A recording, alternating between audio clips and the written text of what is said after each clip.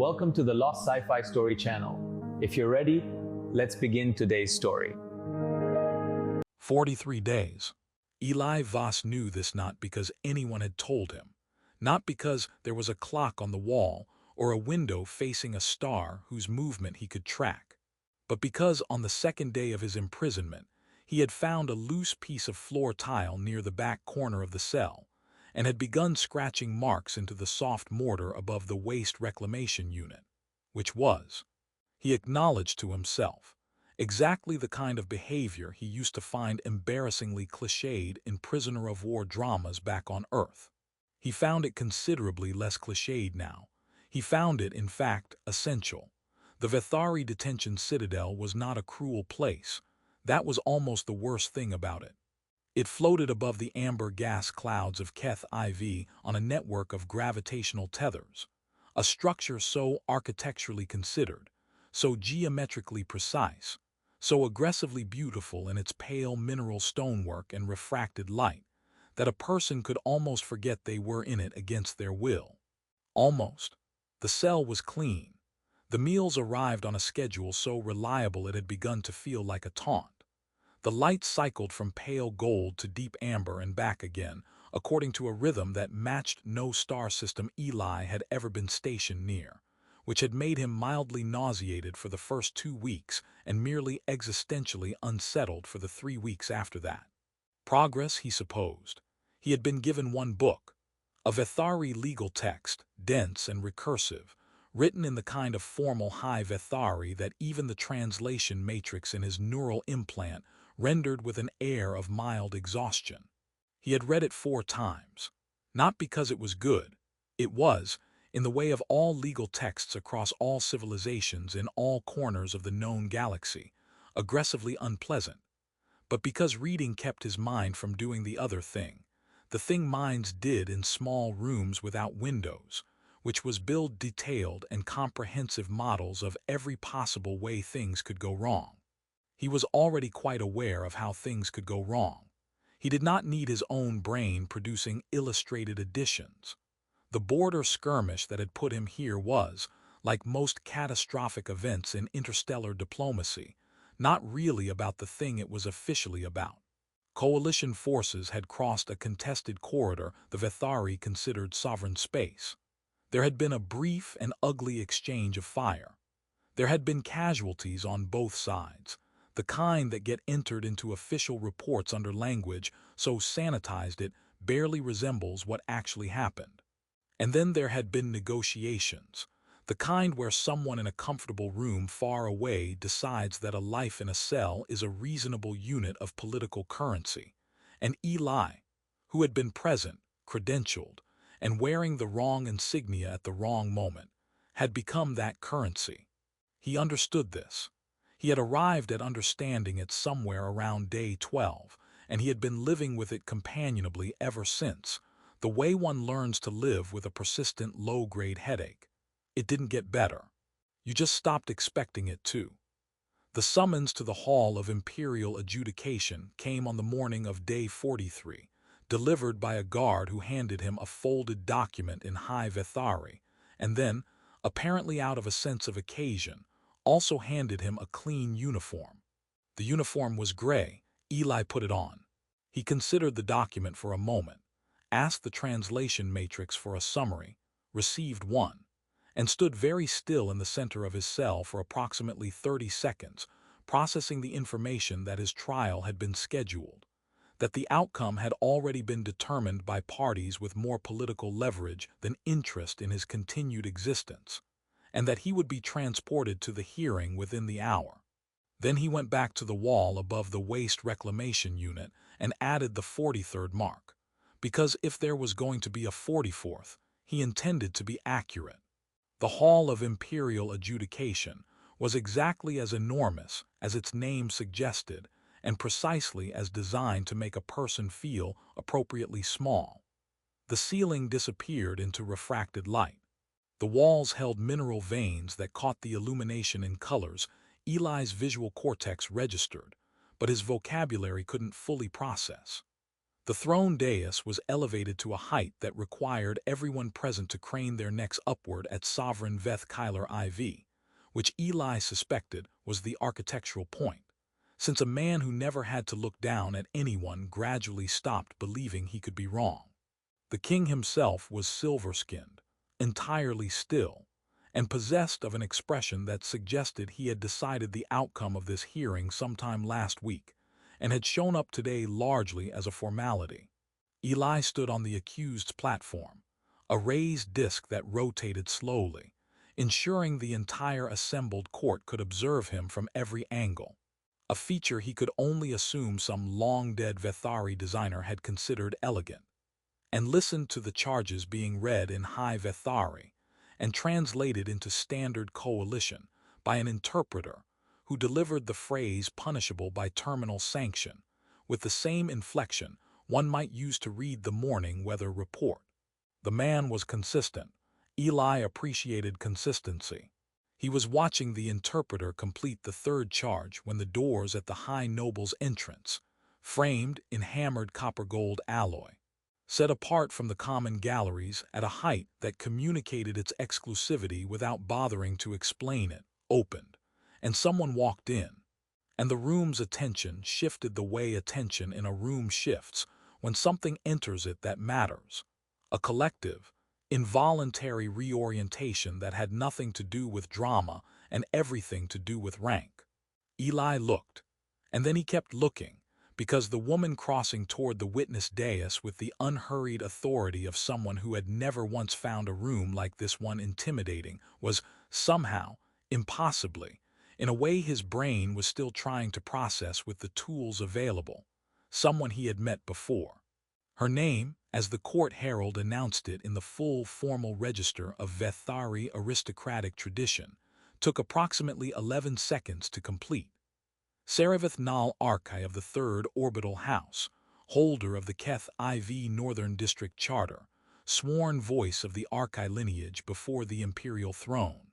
Eli, standing on his slowly rotating platform, counted the seconds because it gave him something to do other than stare at her with the expression of a man whose brain had just handed him a memory he hadn't known he'd been keeping. A cultural exchange. 7 months ago. A reception hall on Relay Station Dorath with refreshments that tasted like someone had carbonated a mineral deposit and called it hospitality. 30 minutes of conversation about Ursula Le Guin and Vethari psychophilosophy over cups of something that was technically a beverage. He had thought, walking away from that conversation, that it had been unexpectedly good. He had not thought about it since. Apparently she had. She stood at the witness dais with the particular stillness of someone who had decided exactly what they were going to do and had moved past the point where nerves were useful. When she spoke, her voice carried the harmonic layering that Vethari vocal architecture produced in registers human throats couldn't replicate, not alien in any uncomfortable sense, but resonant, arriving in the chest before the ear, the kind of voice that made a room feel smaller and more attentive without raising its volume. She spoke in High Vethari, the interpreter translated. Eli listened. She said they were bonded partners. The interpreter's face did not change. The interpreter was a professional. Eli's face also did not change, because somewhere beneath the shock and the bafflement and the wild, incredulous laughter he was suppressing with every remaining gram of his diplomatic training, some functional part of his brain had recognized what was happening and sent an urgent message to the rest of him that said, "Do not ruin this." She said the relationship predated the border incident. She said his presence in the contested corridor had been personal, not political. She used the Vethari legal term Vethkari. The translator rendered it as bonded consort, a term that carried, under imperial family law, the same protective weight as blood kinship. And she said it with the calm of someone making a minor factual observation, rather than committing perjury before the sovereign of an interstellar empire. The resonance scanner mounted above the witness dais, a ring of crystalline nodes that monitored harmonic stress patterns in the voice, with a sensitivity that made every human lie detector ever invented look like a polite suggestion, pulsed with a faint, steady light. Eli watched it. It did not spike. He did not know if this meant she was telling the truth, or if it meant she was the most composed liar in the Vethari Empire, or if it meant that, on some technical level he was not equipped to assess, she had found a way to believe what she was saying long enough to say it. He filed this question away for later. There was going to be a great deal to file away for later, assuming there was a later, which was currently the most pressing open question. The senior court arbiter was a lean, gray-robed official with the expression of someone who had been doing this work long enough to regard all testimony with the professional skepticism of a sommelier who has been handed a suspicious vintage. He circled the testimony with careful, pointed questions. When did the bond form? Under what terms? Was there a formal declaration or a private compact? Saravath answered each one with the serene specificity of a person constructing a building she has already fully designed, producing dates, contexts, the name of the relay station, Dorath, she said, without hesitation, and something in Eli's chest did a thing he chose not to examine, with the fluency of someone recounting memory rather than invention. The arbiter's stylus moved across his data slate. His expression did not warm, but it did not sharpen either, which Eli was coming to understand was probably the best available outcome. Then the arbiter turned to Eli. The interpreter looked at him with the careful neutrality of a man who had translated a great many complicated things in his career, and was beginning to suspect this was going to be one of the more memorable ones. The question arrived in standard coalition. Could he confirm the nature of his relationship with the noble Saravath Nal Archai? Eli knew one word of High Vethari with any confidence. He had learned it on day 3 in the cell, from the legal text, because it appeared on every other page, and the translation matrix had rendered it as affirmed, or it is so depending on context, and he had repeated it quietly to himself at odd moments, in the way one rehearses something without knowing why. He said it now. Vethsal affirmed. It is so. The interpreter relayed this. The resonance scanner pulsed steady. The arbiter wrote something. Sovereign Veth Kyler IV, who had maintained the stillness of a man for whom the universe produced no surprises, allowed something to move fractionally across his face, not doubt, not belief, but the particular expression of a person recalculating. The legal mechanism Saravath's testimony activated was old, specific, and inconvenient for everyone who had already decided how the morning was going to end. The Kethara bond protection had existed in Vethari family law for 4 centuries, designed to prevent noble houses from being dissolved by wartime execution, and extended, through decades of legal precedent, into a provision that now made it effectively impossible to execute a recognized Vethkari without triggering aristocratic challenges the throne could not afford. To execute Eli was now to attack the Archai house. To attack the Archai house was to invite a response from every noble family watching to see how the king handled the precedent. The king was many things. He was not a man who lost political mathematics problems in public. Eli was released. The paperwork took 40 minutes. He spent them sitting on a bench in a corridor outside the main hall, while Saravath managed the formal processes with her attendants, and he thought about the word Vethkari and what it meant, and what it was going to continue to mean. And he thought about the resonance scanner pulsing steady and pale, and he thought about Ursula Le Guin, and carbonated mineral water, and 30 minutes he apparently hadn't forgotten as thoroughly as he'd believed. When she came back down the corridor toward him, her court attire catching the refracted light of the citadel's mineral walls, her attendants arranged at the respectful distance of people maintaining professionalism under significant strain, she looked at him with those boundless amber eyes and said nothing for a moment that lasted long enough to contain several separate silences. "You remembered me," he said. She considered this. "You remembered Le Guin," she replied, which was not an answer and also entirely one, and they walked out of the Vethari detention citadel together into the amber light of Keth IV. Two strangers held in legal partnership by a lie told under oath, moving forward into whatever came next with the slightly unsteady momentum of people who had just become the protagonists of a story neither of them had written, or, until this morning, read. The estate had 11 staff members, and Eli was fairly certain all 11 of them knew. Not because anyone said anything. The household of Saravath Nal Arkai was staffed with the kind of professional discretion that came from generations of service to a noble house that had, presumably, produced situations requiring discretion before. No one asked questions. No one exchanged looks in his presence, or at least not looks he could catch. What they did instead was something more difficult to counter, which was behave with such perfect, calibrated normalcy that the normalcy itself became a kind of statement. The head of household, a compact Vethari woman named Orvin, who managed the estate's daily operations with the quiet authority of someone who had long since concluded that her employer's decisions were not her business, but their consequences absolutely were. Greeted Eli on his first morning with a schedule, a room assignment, and a brief orientation to the estate's domestic systems, delivered in standard coalition, so precise, it suggested she had spent the previous evening practicing. He thanked her. She inclined her head.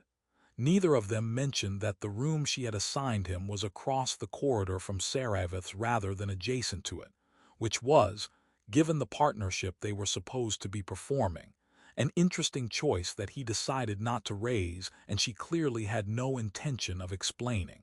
The estate itself sat on Keth IV's upper orbital platform, a wide structure of carved mineral stone, where the walls shifted between opacity and translucence with the light cycles, and where every morning the amber gas clouds below the platform turned extraordinary colors for approximately 20 minutes before settling into their usual deep gold. Eli watched this happen from the corridor window on his second morning, cup of Venseth warming his hands, his fingertips doing their faint bioluminescent thing that he still found mildly alarming, and thought that under different circumstances in which he was not living inside a perjured legal fiction, with a woman he'd met once at a drinks reception, this would be an extremely pleasant place to be. The circumstances were what they were. He drank his Venseth and watched the clouds and decided to focus on the pleasant part. The social performance began in earnest on the fourth day when the first visitors arrived. There were 3 of them, nobles from adjacent houses on the orbital platform, calling with the thinly veiled curiosity of people who have heard something interesting and would like to assess it in person while pretending to be merely neighborly. They were impeccably mannered. They were also, in the way of impeccably mannered people who want information, relentless. Saravath received them in the formal reception room, the one Eli had privately designated the big room with the curved ceiling. Having learned from his first day that every room in the estate had a name in Vethari, and that none of them translated into anything a human would use as a room name, and Eli sat beside her and performed the role of Vethkari with the focused concentration of a man taking an exam in a subject he revised for on the transport over. He answered questions about how they met. He used the dates Saravath had briefed him on. He described the relay station correctly. When one of the visitors, a tall nobleman with the silver-patterned skin of the Keth IV upper families, asked him in carefully polished standard coalition what he found most remarkable about Saravath as a partner, Eli said, without strategic calculation and therefore slightly to his own surprise, that she argued about literature as though the outcome mattered, and that he found this rare and worth considerable effort. There was a small silence. Saravath's expression did not change, but something moved through it the way a current moves through deep water, present, directional, invisible at the surface. The tall nobleman looked between them and appeared, for the first time since his arrival, genuinely satisfied by something. The evenings were different. The evenings, once the household's formal rhythms wound down, and the professional distance that everyone maintained by collective agreement, softened into something more like ordinary habitation, had a quality neither of them had planned for, and neither of them remarked upon directly, in the way that people don't remark on things they suspect are fragile. They argued. Cerevith was working through a collection of 20th-century human fiction, with the methodical pleasure of a person cataloging a newly discovered ecosystem. And she had opinions, specific, considered, occasionally baffling opinions, that she delivered with the same composed authority she brought to everything else. So that being told your species' greatest literary achievements were energetically chaotic in a way that's restful felt less like an insult, and more like being handed an unexpected certificate. Eli was reading Vethari's psychophilosophy with her as a guide, texts that operated on a model of time in which past and future were not sequential but simultaneous and constantly informing each other, which his brain processed approximately the way a flat surface processes a sphere. He said this aloud one evening. She considered it for a moment and said that perhaps the difficulty was that humans experience time as a corridor, when it was more accurately a room in which all the furniture had always been present. He thought about this for several days. He was still thinking about it. It was on the 19th day that Orvin informed him, with the specific careful tone of someone delivering news they consider above their pay grade, that a representative from the Imperial Court Verification Office had requested a formal visit. His name was Vel Soren. He would arrive the following morning. He would be conducting what the official documentation described as a routine administrative review of the Cathara bond claim, a phrase that contained the word routine in the way certain clouds contain lightning. Eli thanked Orvin. He went to find Cerevith. She was in the long room, the one with the window wall facing the clouds, reading, and she looked up when he told her, and her expression did the thing it almost never did, which was take a moment to compose itself before answering. She said it was expected. She said Vel Soren was thorough but not exceptional, that he had pursued 3 bond claim investigations in the past decade and confirmed 2 of them. Eli asked about the third. There was a pause. The third, she said, was Vel Soren arrived in the morning, gray uniformed, compact, and quiet in the specific way of people whose patience is not a virtue but a method. He moved through the estate's reception rooms with an attention that was too careful to be casual and too polite to be confrontational. And he asked his questions the way a person asks questions when they already have a theory and are testing the evidence against it rather than the other way around. He looked at everything. He noted the things that were absent. When he asked how they had first met, Eli answered before Cerevith could, in the same words he'd used in the Hall of Imperial Adjudication, and Vel Soren watched his face with the patience of a man who understood that the face was only one instrument in a much larger ensemble. He left after 2 hours with a courtesy so complete it constituted a kind of warning. The door closed behind him. The estate was quiet. Eli stood in the corridor and looked at the amber clouds through the wall panel, and thought that 19 days ago he had been scratching his 43rd mark above a waste reclamation unit, and that the distance between that moment and this one was either very large or very small depending on how you measured it. He suspected Cerevith would say it was both, simultaneously, and that this was not a contradiction. He was beginning to think she might be right. The summons arrived on a Tuesday, which was not a concept the Vethari calendar recognized but which Eli had been privately maintaining alongside the official one, because some habits survived interstellar displacement through sheer stubbornness. It was, by his count, day 61. He knew this not because he was still marking walls. The walls of Cerevith's estate were carved mineral stone worth more per square meter than his annual coalition salary, and he had some sense. But because he had started noting the days in the small personal log his neural implant kept, a habit he'd resumed sometime around day 20, when he realized he was no longer counting toward an ending, but through something that was still in the process of becoming itself. The official documentation described it as a bond verification hearing before an imperial truth arbiter, required under the Cathara bond protection statutes when a formal inquiry had been opened. What it meant, stripped of the formal high Vethari and the administrative language, was that Vel Soren had gathered enough to push, and the push had arrived, and they now had 4 days to either prepare a version of the truth that could survive a resonance scanner or prepare themselves for the alternative, which neither of them was naming aloud, because naming it would require deciding which of them it was worse for, and that was a conversation neither of them had any interest in having before coffee. Before Vinceth, before whatever it was. The fingertip glow had stopped alarming him entirely by now. He barely noticed it. This seemed significant somehow, though he couldn't have said why. They prepared at the long table in the room with the cloud window, across 3 evenings, and what they discovered during those evenings was something that required neither of them to say it directly for both of them to understand it, which was that the false history they had been assigned to maintain had been quietly replaced, somewhere in the previous 40 days, by an actual one. It wasn't the same history.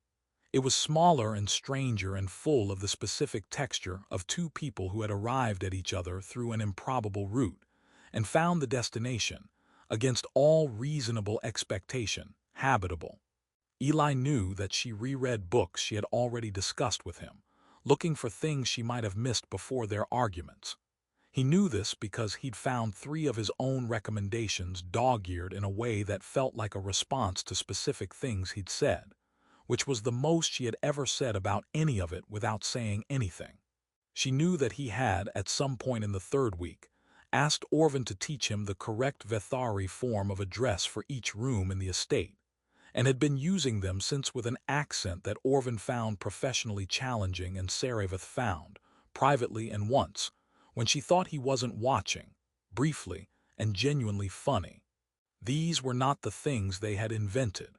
These were the things that had grown in the gaps between the invented things, the way plants grow in the cracks of something constructed and gradually become structural.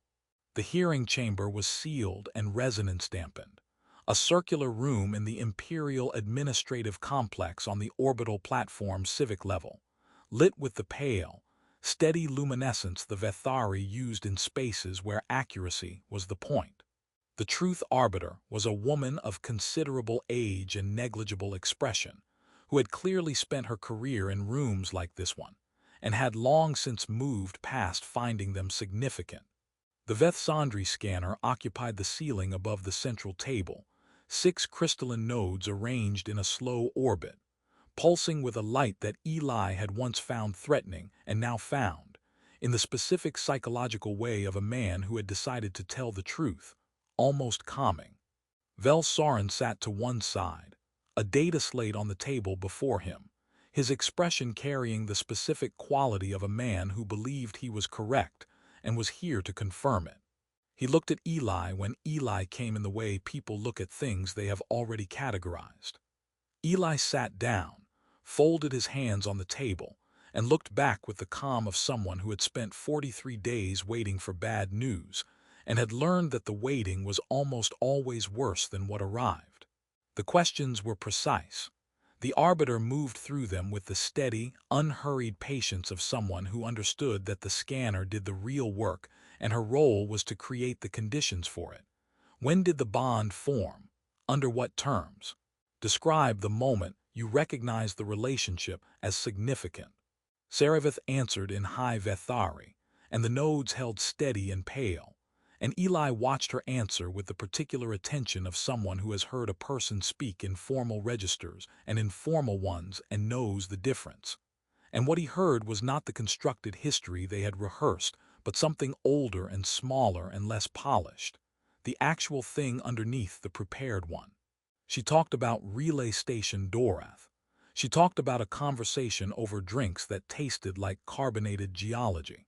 She said that he had listened to her speak about Vethari time philosophy with the specific quality of attention she associated not with politeness but with genuine interest, and that she had not known until that moment how much of the attention she'd received in her life had been the polite kind, and that the difference had stayed with her in a way she hadn't planned for and hadn't known how to account for until the morning she'd seen his name in the court records, and understood that accounting for it was exactly what she was going to do.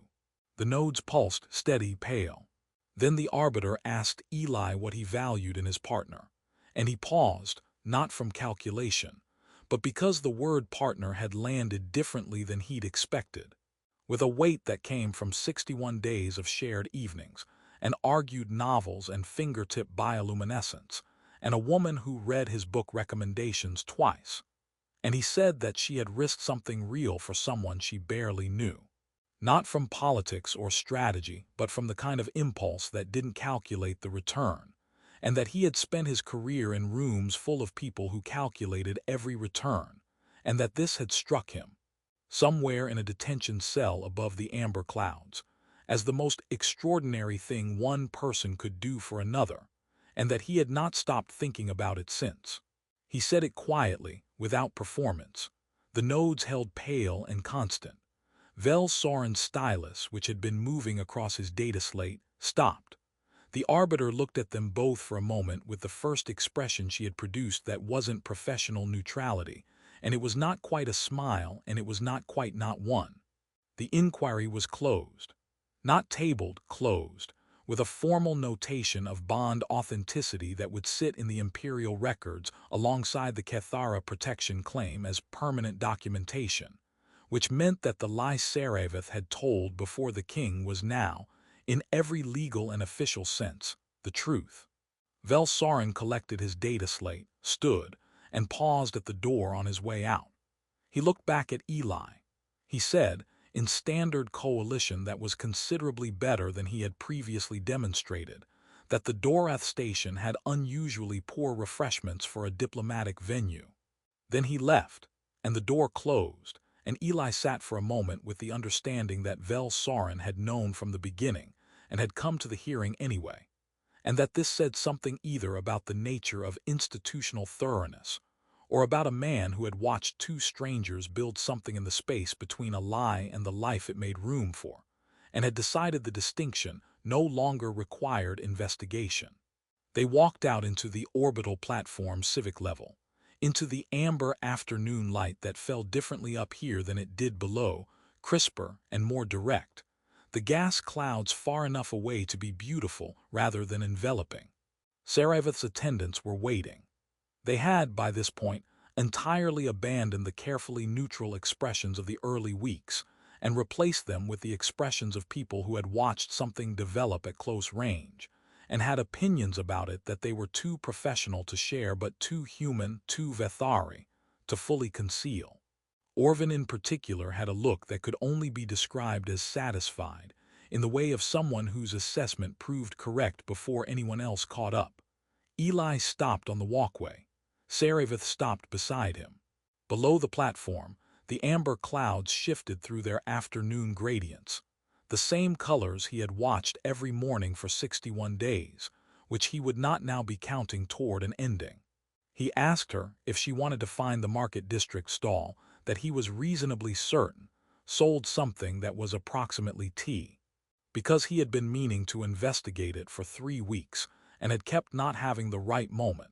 And she looked at him with those boundless amber eyes and said that she was available to participate in that investigation, and that she had, as it happened, already identified the stall in question, confirmed the product was a reasonable approximation of the relevant earth beverage, and had been waiting for him to ask. He looked at her. She looked at him. He said that she could have just told him that 3 weeks ago. She said that some things were worth waiting for the right question. He thought about Vethari psychophilosophy, about time as a room where all the furniture had always been present, about a conversation on a relay station 7 months ago that had been, without either of them knowing it, the beginning of something neither of them had the language for yet. He was starting to think the language was coming. They walked toward the market together, through the amber light, in no particular hurry, which was the only appropriate speed for something that had, without ceremony or announcement, already arrived.